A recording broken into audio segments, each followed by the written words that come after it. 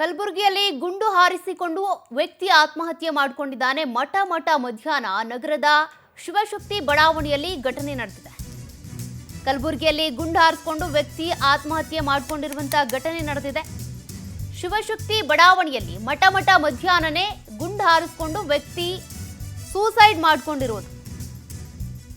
ಮನೆಯಲ್ಲಿ ಯಾರು ಇಲ್ಲದ ವೇಳೆ ಗುಂಡು ಹಾರಿಸಿಕೊಂಡು ವ್ಯಕ್ತಿ ಸೂಸೈಡ್ ಮಾಡಿಕೊಂಡಿರೋದು. ತನ್ನದೇ ರಿವಾಲ್ವರ್ನಿಂದ ತಲೆಗೆ ಗುಂಡು ಹಾರಿಸಿಕೊಂಡು ಸೂಸೈಡ್ ಮಾಡಿಕೊಂಡಿದ್ದಾನೆ.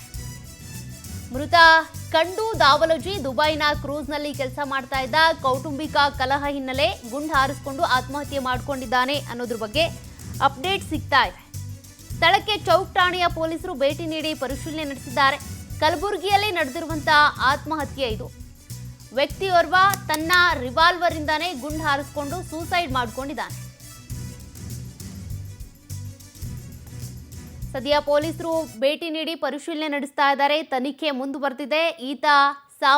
ಈತನ ಸಾವಿಗೆ ಕಾರಣ ಏನು, ಕೌಟುಂಬಿಕ ಕಾರಣ ಅಂತ ಬಂದ್ರೆ ಅವ್ರ ಮನೇಲಿ ಏನು ಗಲಾಟೆ ಆಗಿತ್ತು, ಏನಾದರೂ ಸೂಸೈಡ್ ಡೆತ್ ನೋಟ್ ಬರೆದಿಟ್ಟಿದಾನ ಏನು, ಅದೆಲ್ಲದ್ರ ಬಗ್ಗೆ ಕೂಡ ಈಗ ಪೊಲೀಸರು ತನಿಖೆಯನ್ನ ಮಾಡ್ತಾ ಇದ್ದಾರೆ.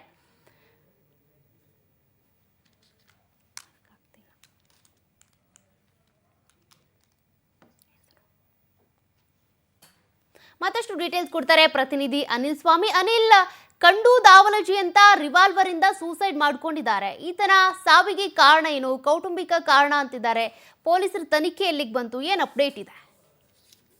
ಸೌಖ್ಯ, ಕಲಬುರಗಿ ನಗರದ ಶಿವಶಕ್ತಿ ಬಡಾವಣೆಯಲ್ಲಿ ಇಂದು ಬೆಳಗ್ಗೆ ಈ ಒಂದು ಘಟನೆ ನಡೆದಿದೆ ಅಂತ ಹೇಳ್ಬೋದು. ದುಬೈನಲ್ಲಿ ಕೆಲಸ ಮಾಡ್ತಿದ್ದ 45 ವರ್ಷದ ಕಂಡು ದಾವಲ್ಜಿ ಏನಂದು ತಮ್ಮ ಮನೆಯಲ್ಲಿ ಯಾರು ಇಲ್ಲದ ಸಂದರ್ಭದಲ್ಲಿ ತಲೆಗೆ ಗುಂಡು ಹಾರಿಸಿಕೊಂಡು ಆತ್ಮಹತ್ಯೆ ಮಾಡಿಕೊಂಡಿದ್ದಾರೆ. ಸದ್ಯ ಘಟನಾ ಸ್ಥಳಕ್ಕೆ ಕಲಬುರಗಿ ನಗರದ ಚೌಕ್ ಠಾಣೆ ಪೊಲೀಸರು ಹಾಗೂ ಕುಟುಂಬಸ್ಥರು ಕೂಡ ಭೇಟಿ ನೀಡಿ ಪರಿಶೀಲನೆ ನಡೆಸಿದ್ದಾರೆ. ಆದರೆ ಆತ ಆತ್ಮಹತ್ಯೆ ಮಾಡಿಕೊಂಡ ಸಂದರ್ಭದಲ್ಲಿ ಮನೆಯಲ್ಲಿ ಯಾರು ಇಲ್ಲ ಅಂತ ಹೇಳಲಾಗ್ತದೆ.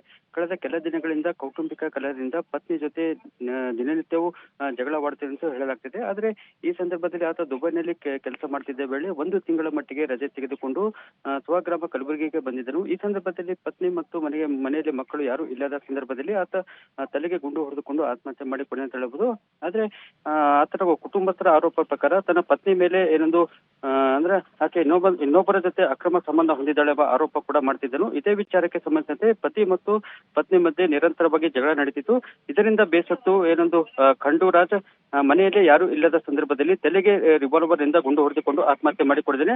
ಸದ್ಯ ಘಟನಾ ಸ್ಥಳಕ್ಕೆ ಚೌಕ್ ಠಾಣೆ ಪೊಲೀಸರು ಭೇಟಿ ನೀಡಿ ಪರಿಶೀಲನೆ ನಡೆಸಿದ್ದಾರೆ. ಆದ್ರೆ ಆತ್ಮಹತ್ಯೆಗೆ ನಿಖರವಾಗಿ ಕಾರಣ ಏನು ಅನ್ನೋದು ಕೂಡ ಪೊಲೀಸರ ತನಿಖೆ ಬಳಿಕವಷ್ಟೇ ತಿಳಿದು ಬರಲಿದೆ. ಸೌಖ್ಯ ನೋಡಿ, ಮಠ ಮಧ್ಯಾಹ್ನನೇ ಶಿವಶಕ್ತಿ ಬಡಾವಣೆಯಲ್ಲಿ